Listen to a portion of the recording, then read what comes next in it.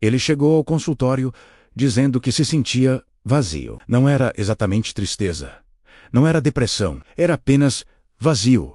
Ele descrevia uma vida organizada, com um trabalho estável, relações que funcionavam bem e uma rotina sem grandes conflitos. Mesmo assim, havia uma sensação persistente de falta, de que algo essencial estava ausente. No começo da nossa jornada, ele tentava desesperadamente explicar esse vazio. Será que era falta de amor? Falta de motivação? Talvez algum desequilíbrio químico no cérebro? Ele precisava encontrar o que estava faltando para poder consertar esse incômodo que o acompanhava todos os dias. A busca por uma peça perdida parecia ser a única solução. Em um dos nossos encontros, ele soltou uma frase que mudou tudo. Parece que está tudo no lugar, mas não tem ninguém dentro de casa.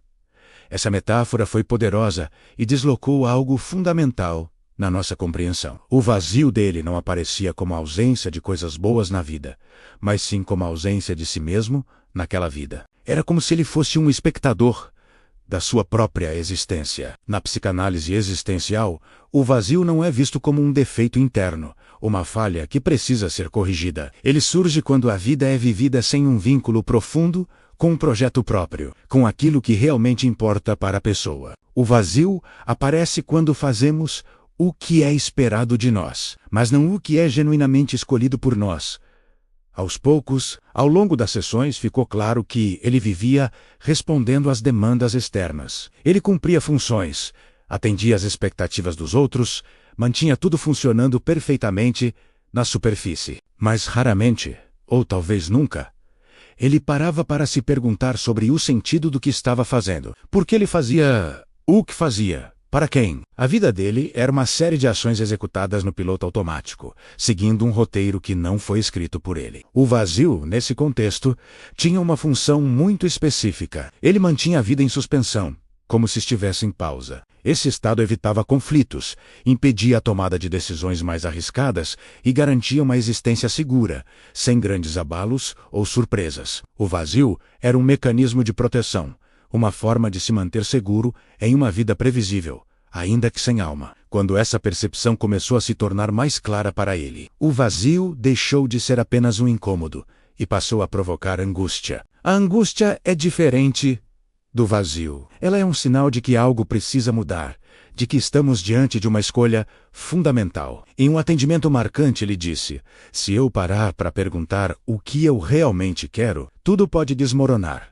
Essa frase não trouxe uma resposta, mas um silêncio profundo e significativo. O medo de que o castelo de cartas da sua vida, cuidadosamente construída, pudesse ruir, era paralisante. Mas também era o primeiro sinal de que ele estava começando a despertar para a sua própria vida. O trabalho clínico, a partir daí, não foi tentar preencher esse vazio com novos objetivos, metas ou hobbies. Não foi transformar o incômodo em motivação forçada, como um coach faria. O trabalho foi sustentar esse espaço aberto pela angústia. Foi permitir que a falta deixasse de ser vista como um déficit, como algo quebrado, e começasse a ser vista como uma possibilidade.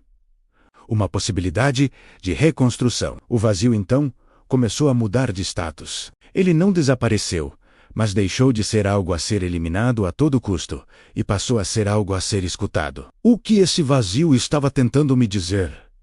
Que mensagem ele carregava? Pouco a pouco, perguntas começaram a surgir. Não respostas prontas e fáceis, mas perguntas incômodas, daquelas que a gente costuma evitar. Perguntas sobre escolhas adiadas por anos, sobre caminhos que ele tomou apenas por conveniência ou para agradar outras pessoas. Perguntas sobre uma vida inteira vivida sem se escolher plenamente, sem se colocar como protagonista. Este caso, no fundo, não é apenas sobre sentir-se vazio. É sobre o momento em que o vazio se revela como um sintoma de uma existência vivida com pouca autoria, com pouco protagonismo. É quando percebemos que estamos atuando em uma peça que não escolhemos. A psicanálise de orientação existencial trabalha exatamente nesse ponto crucial.